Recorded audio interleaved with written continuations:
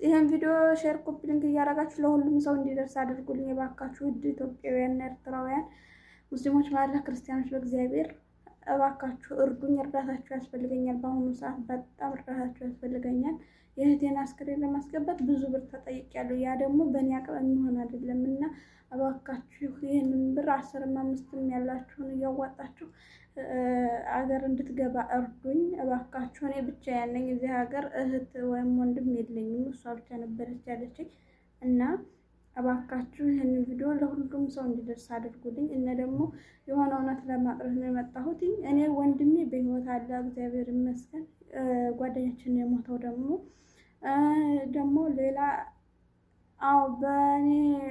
እኔ አውቃታለሁ ምናምን እያሉ ቪዲዮ በጣም እየተሰራ ነው እና ብዙም በኮሜንት ለመመለስ ሞክሬያለሁ። አብዛኞቹን ግን እንዲያጠፉም ጠይቄያለሁ።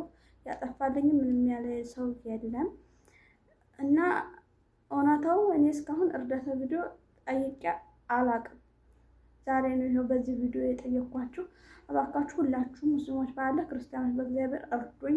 የእህቴን ሬሳ ወደ ሀገር እንዲገባ አድርጉልኝ። አመሰግናለሁ።